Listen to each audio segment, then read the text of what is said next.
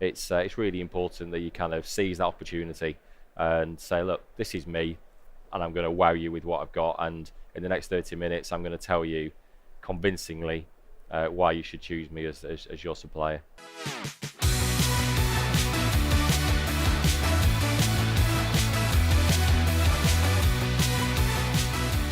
Hello Sales Nation and welcome to the Salesman Podcast Live in partnership with HubSpot and recorded at the Sales Innovation Expo in London. On this show we have Lyndon Nicholson. He is a sales presentation expert, and on this show we're diving into essentially the step-by-step process that allows you to dominate your competition from the very first meeting you have with your customer. You can find out more about Lyndon over at buffalo7.co.uk, so that's buffalo, the number 7.co.uk.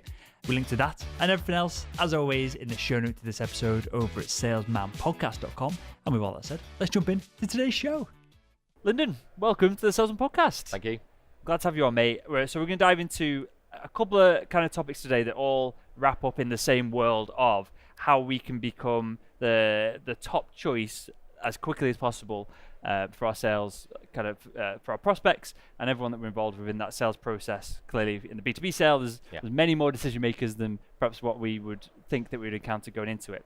So let me ask you this, and open-ended. Why is it so important that we are the first choice going into the sales process and not like in the mix and trying to be the one to close it first at the end? Sure. So I think fundamentally, the aim of any presentation is to make it really, really clear to the person you're presenting to why they should choose you. And you'd be astonished how many presentations we see that just don't achieve that core objective. They give no reason to buy, no points of differentiation. They're just open-ended kind of, let me tell you about me, let me tell you about my products. Nothing to do with the person that they're presenting to. It's just a massive own goal. We always say that people spend an absolute fortune getting to the point where they're presenting to somebody. So they may have done a whole marketing campaign, maybe lead nurturing, built a fantastic website, sent them out loads of direct marketing, spent an absolute ton of cash to get there. They've probably even spent a fortune on their fancy business cards with rounded edges and kind of all the fancy gold blocking and that type of thing. But then they get there, they open up their PowerPoint, and you see everybody in the room visibly go, kind of sit back in their chair, think, go on then, just kill me with your presentation. Just spend half an hour just killing me. And that's really poor form. This is the first interaction with a potential client. It's the first chance you've got to make that all important first impression. It's really important that you kind of seize that opportunity and say, look, this is me, and I'm going to wow you with what I've got. And in the next 30 minutes, I'm going to tell you convincingly why you should choose me as your supplier. So I want to dive into how we differentiate with this presentation versus everyone else. And if everyone else is doing a really sucky presentation, they're making our job easier, of course. But before we get into that, you just touched on something here, and it's something that I see all the time. And I have my audience, Sales Nation, email me their presentations and even their prospecting emails.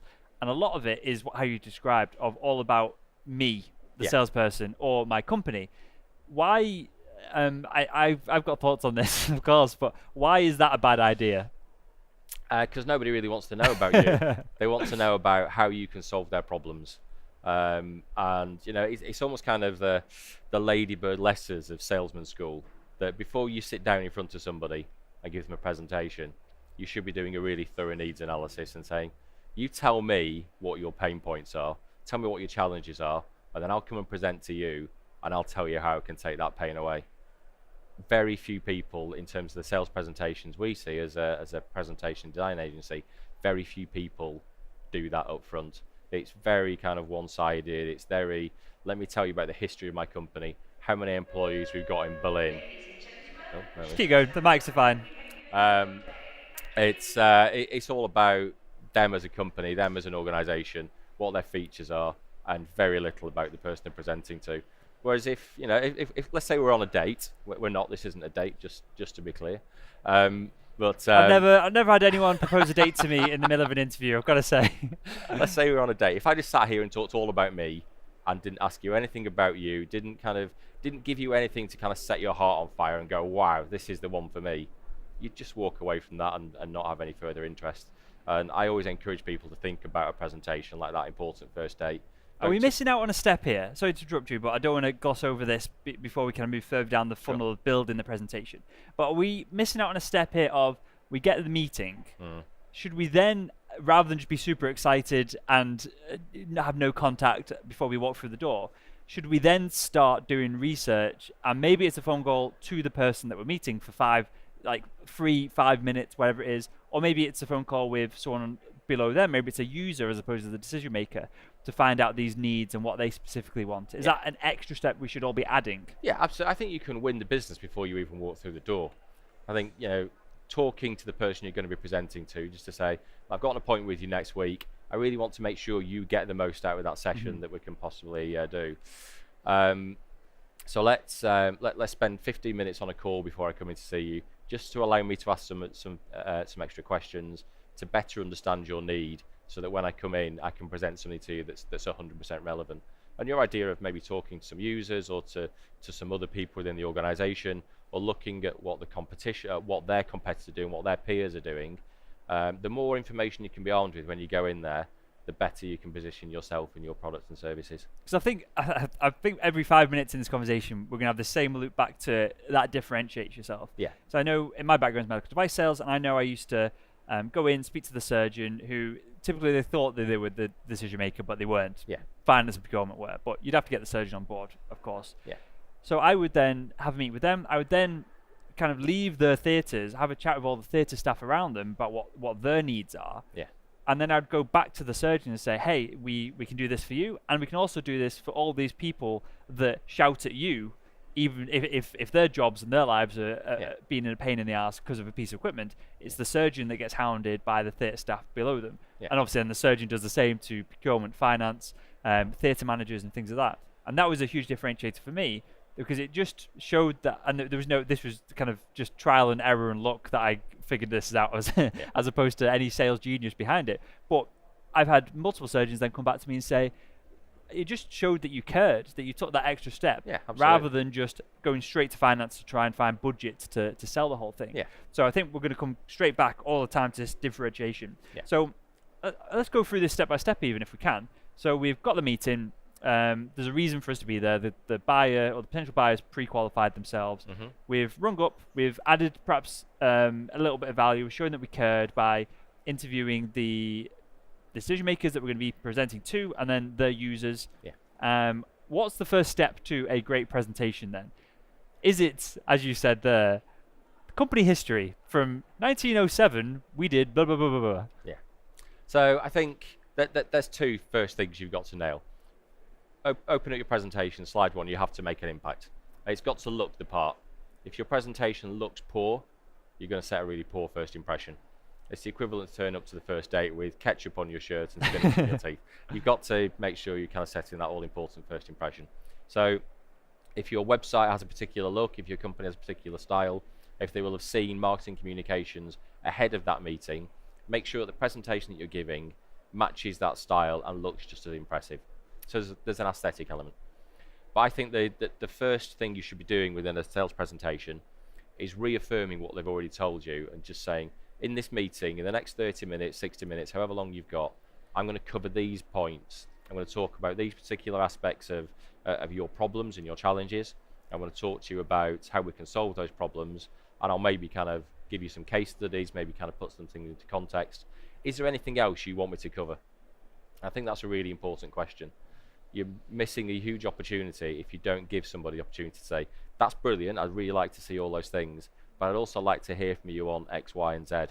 That gives you the opportunity to adapt, to think as you're presenting the bits that you've already planned, and to pivot and to make sure that the things that they need to get out of the meeting, the things that they need to be able to put ticks in boxes to say, yeah, we talked about that, they've done that. Give them the ability to make a decision at the end of the meeting. How do we ask that question to literally do what you described then, of give them the data to put into those boxes? Because I know dealing with the NHS, they have very specific requirements, and for example, like certain pricing before it goes to tender, so you want your order to be kind of just drop below that so that they can buy from you directly. How do we ask that at the beginning of a presentation without sounding you're like assumptive or presuming that we've already won the business. And there's obviously a line here between being proactive and sounding arrogant. Yeah, I think it is a balance. You're absolutely right. But I think being honest and open is no bad thing. I think being able to say to the person you're presenting to, obviously I'm here to give you this presentation. The point of me being here is to convince you that you should buy my product or service. What do I need to say to you or show you by the end of this session? Or what do I need to come back to you afterwards with in order to allow you to make that decision? And people will respect that. They're there to buy from you. They're not there because they've got nothing else to do. So, just being open and kind of very transparent about the reason you're both there and giving them the opportunity to tell you what you need to do is no bad thing. Because you're showing that you're respectful of their time as well, aren't you? Rather than say, I'm going to go through these 15 bullet points because I've decided that you need to hear this. Exactly. They might just turn around. And again, I've had this when dealing with CFOs. My presentation has been totally the wrong message, totally the wrong thing. And like midway through, you can see that kind of back then it was the BlackBerries kind of been like pulled out. They're kind of looking down. And so I'd just stop the presentation, be really abrupt with it to get everyone's attention and just say, what do you need from me? Yeah. Why are we here, kind of thing? Yeah. And obviously this should have come at the beginning of the presentation, and it would have made everything flow far more seamlessly. And I'm thinking of one particular case here, and the CFO just said, I need to understand the financial aspects of this, not what the surgeon's going to get out of it. And it was a schoolboy error, of course, on my part. But that just then turned the whole thing on its head. The meeting ended half an hour earlier. This CFO shot off doing other meetings, whatever he was doing. And he respected that I was being respectful of his time, because he could see that I had the empathy of him, that he didn't want to be in the room, which is fair enough. Exactly. Because they're busy, right? And in that opening kind of 5 minutes where you're having this type of back and forth conversation, just kind of laying the foundations for the meeting, the questions that you ask at the beginning may make you as a salesperson realize that you can't actually close that sale, that what you're trying to sell them doesn't meet their needs at all, and they're never going to buy from you. So you may as well be completely honest at the beginning and say, look, you've just told me this, and I know I can't fulfill that objective. How important is that to you? Is that a deal breaker? Because if it is, we may as well not continue because we can't do that bit. I always say when you're kind of sitting down to kind of discuss something that's quite contentious, I think the best line you can pull out is, what can I say to make you change your mind? And if the other person says nothing, don't even have the discussion, because it's pointless. You're just going to waste each other's time, and it's just going to end in an argument. So you may as well just be completely honest at the beginning. For sure. Okay, so we've prerequisited the interview with a phone call. We know what they want. We have summed up what we're going to talk about at the beginning of the presentation. Is there a structure then to the presentation? Is there a start, middle, and end to it? So again, I guess you want to have that impact, keep attention, and then have a call to action of some sort at the end. How do we structure all that together? So I think the structure will differ from company to company, and it will differ depending on the person you're presenting to. You use the example of the NHS. They're kind of regimented in the way they want to do business and the way they want to be presented to. Big supermarkets are the same. They will send you the agenda for the meeting, and they will tell you what order they want you to present in, because they will typically give a salesman 20 minutes or so to go in and tick all his boxes. So you need to be respectful of the way they want to be presented to. But I think trying to set your agenda out where you're building a structure where you're getting as many little yeses as you possibly can do. So kind of lots of little yeses. The more you can get people nodding their head through the meeting, the more likely they are to give you the big yes at the end. And should we literally structure it? So when you said that, do you mean literally we should be presenting something that makes sense, and we go, is everyone on board with this? And we get a yes, and then we go to the next slide, and everyone on board with this? Yes. Literally, we should be doing that. Has what I just said made sense? Do you understand how that fits your challenge? Does that meet your needs? Have you got any questions? Kind of checking back with your audience on a very regular basis is a really positive thing to do, and it will again allow you to kind of pivot at times where somebody says, actually, I don't understand what that 3-letter acronym was, or I don't think that particularly meets our needs, and you can go back and clarify understanding and maybe overcome objections, because if you don't do it regularly throughout the presentation, then those objections will fester, and in the person's head that you're presenting to, they'll become bigger and bigger and bigger. So you may as well try and and kill that. You said as early as objections possible. as I wrote it, literally physically wrote it down then, because that's something that I think in-person presentation is far better at doing than over the phone. Over the phone, maybe it's more of a conversation, so it's more difficult to ask for feedback in the middle of it because there's less of a structure. Yeah. I've found, again, in my son's NHS, stopping every now and again, it allows you to either get objections you can or can't handle, but also, like, should we be asking if they have any questions as we go through, or should we be trying to keep momentum? I think questions throughout is a good thing, and if you're asking the right questions at the right time, they needn't necessarily distract from your flow. So if you're giving them permission to ask questions about what you've just talked about, so has anybody got any questions about that particular bit that I've just spoken, or can I move on to the next bit? Then the questions should be relevant and shouldn't really distract from your overall flow. But I think you're right about objections being better handled face to face. You've got the benefit of understanding the tone of the question better. Yeah. You've got the massive benefit of body language. You've got the benefit of kind of seeing whether they're smiling or not, whether they're making notes, whether they're uninterested. Because sometimes objections can be a buying signal just as much as they can be, look, go away, I'm not interested. And it's much more difficult to do that by phone. For sure. Well, I know when I'm on the phone with people, I'll be doing emails or doing other stuff as well. Yeah. So it's just your physical attention that you've got of the other person, whether they are still on the phone or whether they are making notes or not. Just physically being there, it's almost societal pressure to pay a little bit more attention to you. That's kind of like set up. Which I'm outside sales. I've never done inbound sales or inside sales before. So that might be a different conversation that they can. Presentations for those individuals might be different. But how do we then wrap up the presentation? And then we'll come back to perhaps the aesthetics of it in a second, because I think that's important and underutilized by sales professionals. But as we're talking about the structure, how do we wrap it up without going, I'm done, that's it? Or like a big slide that says the end, which is the worst. I've seen that so many times, and it makes me cringe every time I see it.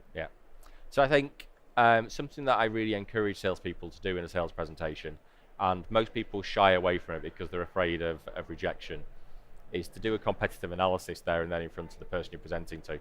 Because if you don't do it there and then, they'll go away and do it in their own time, and you won't be there to answer any questions and to overcome any kind of misunderstandings about your particular product.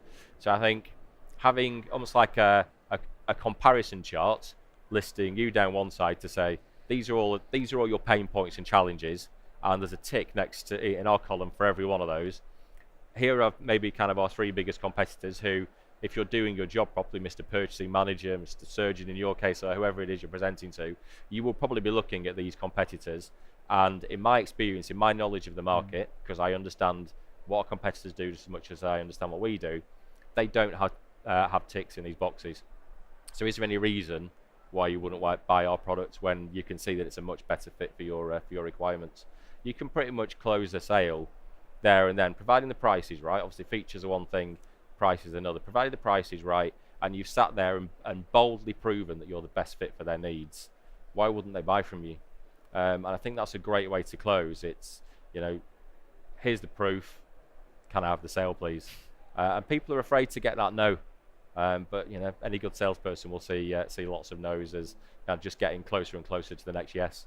For sure. Well, we talk about objections. If there's no, then you ask why, and then you've got the objection there and then to kind of deal with. Exactly. And you mentioned price then. This isn't something that I'd thought about really, because me selling surgeons, they don't really care about the price. The NHS will. It's probably why the NHS is struggling in the way it is, but it's on multiple levels. But they're more concerned about getting the toys than they are the price of things. Sure. But when does price come up in the presentation, if at all? Do we do what you just described of a competitive analysis, get agreement, and then talk about the price, or do we follow up with the price after the fact? What's the best way to go about it? So I think price is one of many opportunities within a well-structured sales presentation to give yourself pivot points. I'll talk about these quite a lot.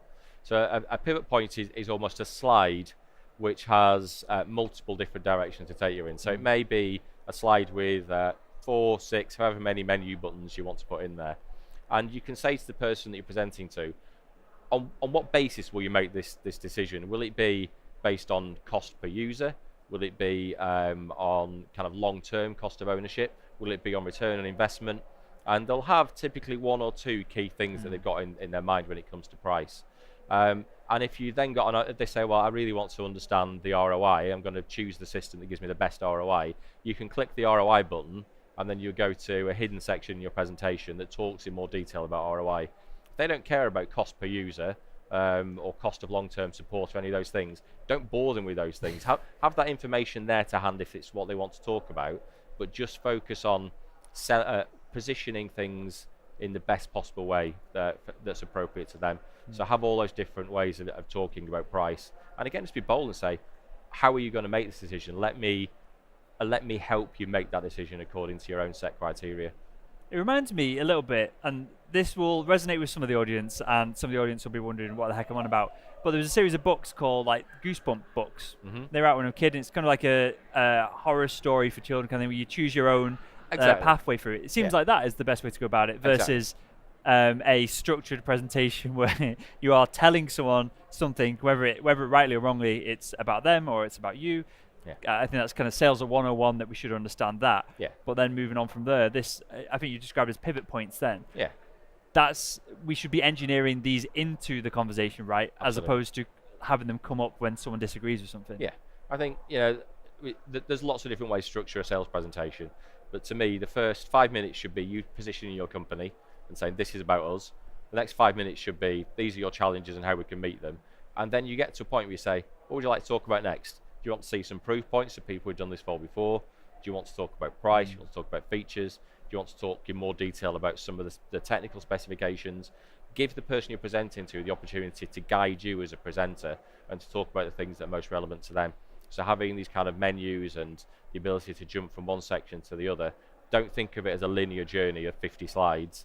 Think of it as a collection of 100 slides that you can call upon as you want to, and you'll be a much more effective presenter. Makes total sense. And I want to wrap up with this one thing, Lyndon, that is the aesthetics, for want of a better word, the aesthetics of the presentation. So you mentioned it should be tie-in with your corporate branding. I know with us here, everyone watching on video, we've put the Salesman Podcast Live in the same colours and font as the HubSpot logo, and they're partner with us on all these events. That ties it all in together and makes it look pretty. But there's an underlying, just from the colours, there's an underlying subconscious link between it all as well. You don't look at it and think, that's HubSpot orange. So maybe I'm a slightly more arty than the stereotypical salesperson. I enjoy all this kind of stuff. So this will resonate deeply with me. But how do we set up a slide so that it's aesthetically pleasing? I'm guessing isn't full of text.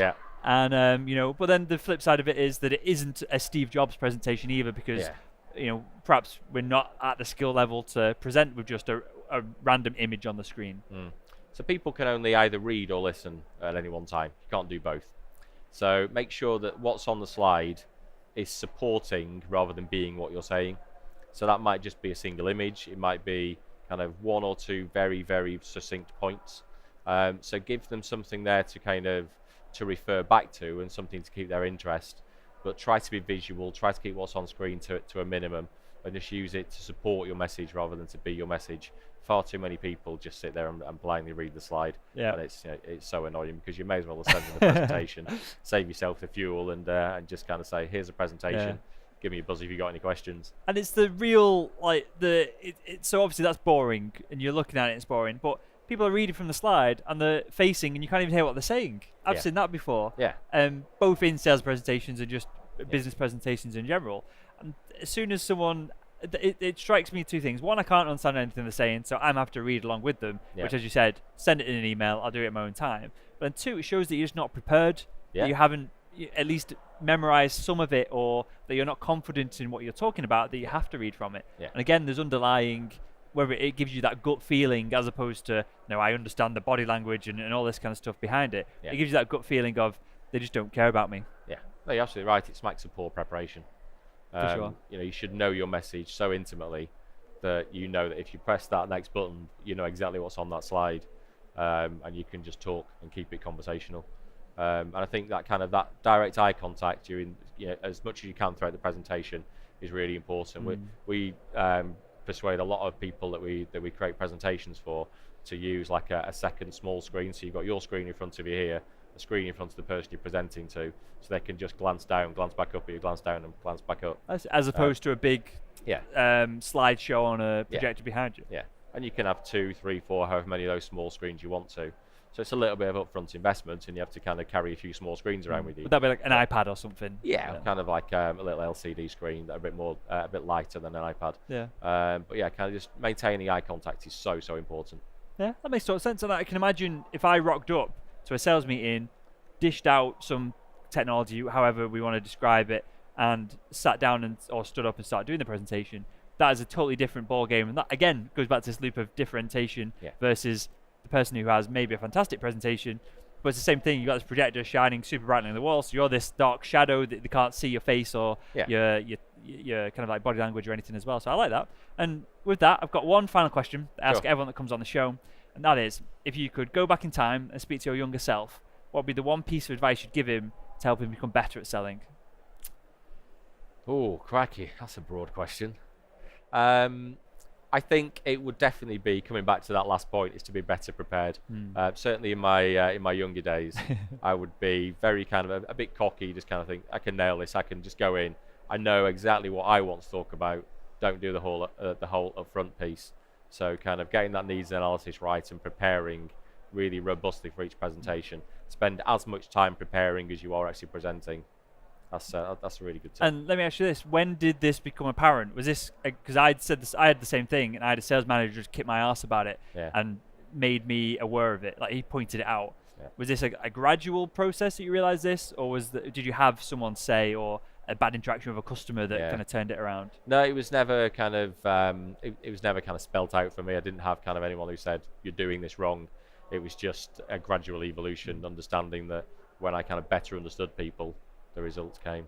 Makes sense. All right, then, well, with that, tell us, for everyone who's kind of dying to know more about you, everything that you're doing, and to get better at their presentations, where we can find out more about you, Lyndon, and everything that you're doing. Sure. So you can find out a lot of information at the Buffalo 7 website, buffalo7.co.uk. We are a presentation design agency, so we help organisations of all sorts, shapes, and sizes, from one-man operations up to people like the UEFA Champions League, who are doing presentations worth like 750 million euros each time. So kind of, from very, very small ticket to very, very big ticket. But fundamentally, we exist to help people sell more stuff. And there's a whole range of services that go around that. Find it more on the website. Amazing stuff. I'll link to that in the show notes to this episode over at salesmanpodcast.com. Great. Well, Lyndon, I want to thank you for joining me on the Salesman Podcast. Great.